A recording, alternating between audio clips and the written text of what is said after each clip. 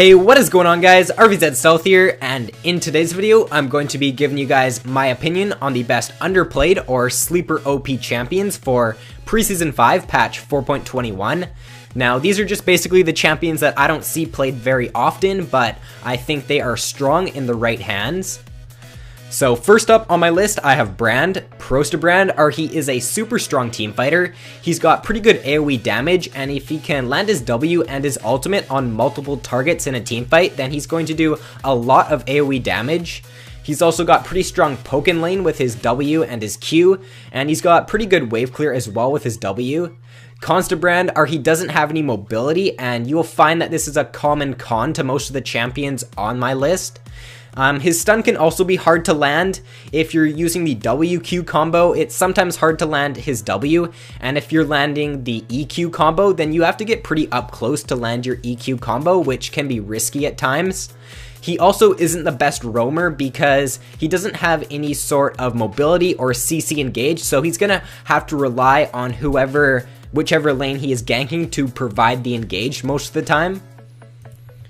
Next up on my list, I have Twisted Fate. Pros to TF are he's got crazy strong wave clear. With his Q and his W, or with his Q and his red card, he can basically clear out a whole wave in an instant. He also has a 2-second point and click stun, which is so strong. If you can get used to using TF's W and you can get your gold card on the first time around, then you're going to be able to get so many stuns off in team fights, which is just so strong. His ultimate is also very strong, especially if you can get a good ultimate down bot lane when you hit level 6, it could completely change the momentum of the game.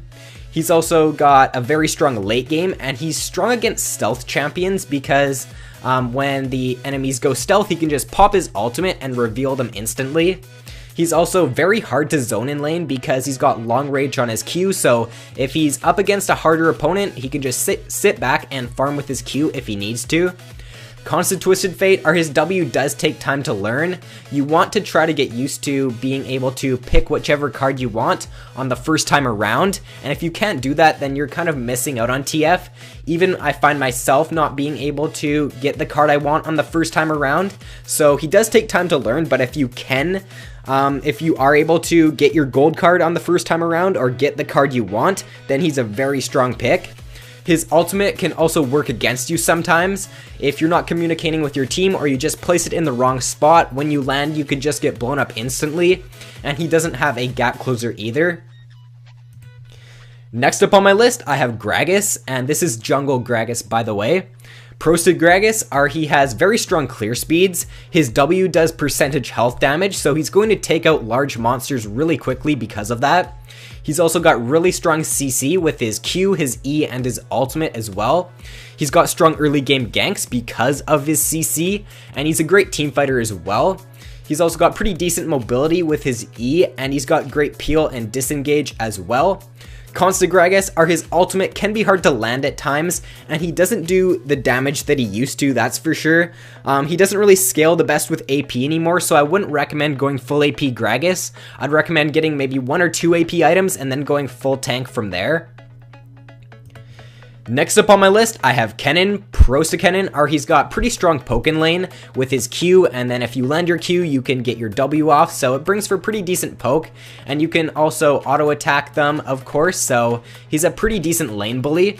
He's got pretty strong mobility as well with his E, and he's got a load of AoE damage as well with his E, his W, and his ultimate, and he's a pretty good team fighter because of that. And he's got pretty solid wave clear because of his E and his W. Cons to Kennen are he is pretty squishy, and I find that he's very weak when he falls behind. So last but not least, I have Cassiopeia. Pros to Cassiopeia are she is a super strong team fighter. She's kind of like Orianna, where if you can land her ultimate in a team fight and get it on multiple targets, it could just completely win you the game. She's also got a stronger early and mid game now because of the recent buff she got, and she's got a very strong late game because of her passive.